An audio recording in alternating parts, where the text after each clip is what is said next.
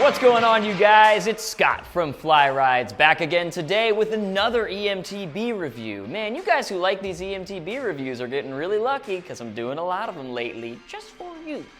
Today we're checking out the Pivot Shuttle Team XTR. Pivot has upgraded their already excellent shuttle line to give you the Team Edition, the Team XTR. It's lighter weight, it is still full carbon, and it's really going to throw a monkey wrench into those that are just like, eMTBs are just too heavy, and make those people look like stupid idiots, quite frankly. But before we continue to talk about this bike, let's pivot and have you guys shuttle on down to that like button and like my video.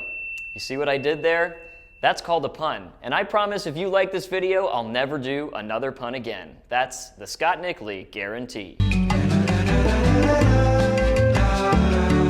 Let's break into the Pivot Shuttle Team XTR. We've got a ride, we've got some specs. We'll see you back here in just a second after some sexy B-roll.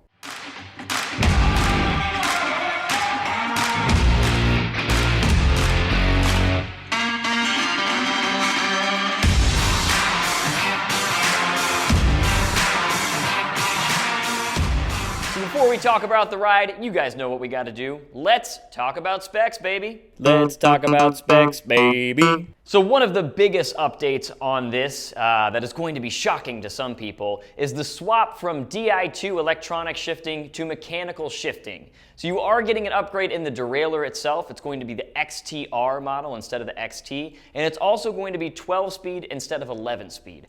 I actually personally like the switch to mechanical shifting. On previous models, if you were to run out of battery, you don't get to shift anymore with the electronic shifting connected to the Shimano system. Now, Shimano did do an update where you use reserve power instead of completely draining the battery so that you can't shift. But still, if you're running out of battery, it makes it very hard to pedal without power. And that's one of the main benefits of the shuttle, is that it's very, very easy to use without any assistance. Your group set is then rounded out with Shimano Dior XT 4-piston hydraulic disc brakes on a 203mm rotor in the front and a 180mm rotor in the back. Of course, Pivot is still using the DW link on this bike. They are one of the few companies in the world that has access to that patent. It is one of the most successful in terms of UCI downhill competitions. It has, I think, the most first places, if I'm not mistaken. It's a setup the pros use, and you're gonna love it as well. The DW link utilizes something called anti-squat to reduce pedal bob. It's kind of the Reader's Digest version of what it does.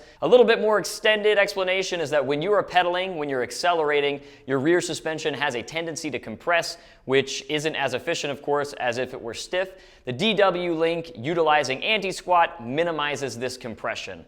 I'm going to link to an article that explains it a little bit more detailed because otherwise it would be a 45-minute video to go into it completely here, but that's kind of the shorter version of it. Link is below for that. The DW link is utilized to its full capacity with the Fox Factory 36 fork in the front that is Kashima coated just because it looks sexy as hell. And in the rear, you've got the Fox Factory And in the rear, you've got the Fox Factory DPX2 shock as well. That's going to be 160 in the front and 140 in the rear, and it's going to make this bike a lot more aggressive than it's been in years past. You're getting a Fox transfer dropper on this. Of course, any eMTB is going to have a dropper at this point, any good one. And then your wheel set on this. You're getting stock 29ers. That's going to be the DT Swiss EB1535s. They are e-bike optimized, tubeless, ready to go. If you want to go back to 27.5s, you can do that on this bike. So Pivot says that the 27.5-inch wheels can fit up to a 3-inch tire. The 29ers can get up to a 2.5. What comes stock on this bike is the 29er wheel set, a 2.5-inch tire in the front, and a 2.4 in the rear. Those are going to be the Maxxis Minions. Really solid tire to start out. Oh, and of course, they are sticking with the Shimano Steps E8000 motor. This is one of my favorite eMTB motors. It's extremely powerful. It's a little bit noisier. Some people, that's going to turn them off a little bit, but again, it's motor noise. It's going to happen. And it's going to be the 504 watt-hour battery on this bike. We talked a little bit about the weight before, that it's full carbon. It's going to be one of the lightest weight e-bikes on the market. It is down to 44.75 pounds this year. That is a pound and a half lighter than the previous models. But you didn't come here just to watch me talk about specs on a bike, right? There's plenty of other channels you can go to where people are just rambling specs at you, but we want to ride this thing. Hector's gonna talk to you about his ride on this bike, I'll pitch in some thoughts of my own, and then we'll meet back here, talk about who this bike is good for, where you can get it, and why you should, and maybe why you shouldn't. Hector, let's see you ride that Pivot Shuttle Team XTR, friend. Oh, I didn't see you there. Expecting an awesome ride. Expecting for the rubber side to stay down. The suspension on this bike is amazing. The DW link on the frame and a Fox front fork. It's going to be awesome. Good shifting, obviously, with the brand new 12-speed XTR Shimano drivetrain. Should be awesome. All right, here we go. Just got to do a little small climb here just to get rolling, and then we're going to go downhill. We're up here at Marshall Canyon, and the bike already feels so good. I got to say, with the DW link on the climbs, it really does keep the rubber side down so you can put all the power through the tire. This was a nice little bump here. It's a lot steeper than it looks. If you guys have ever been out to Marshall Canyon, you guys know it's pretty steep out here. With speed and with the lightweight frame, this makes climbing really, really easy and simple. It's a lot of fun. Okay, you guys, so I have been riding the Team XTR for about an hour now. Done a couple descents, kind of some single track, some flowy stuff.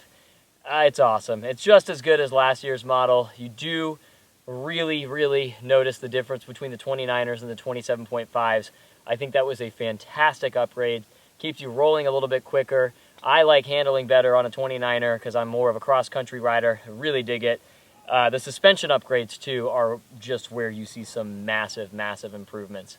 I love the fork on this, and then the DW link is as good as ever. And then you still got the same Shimano Steps E8000.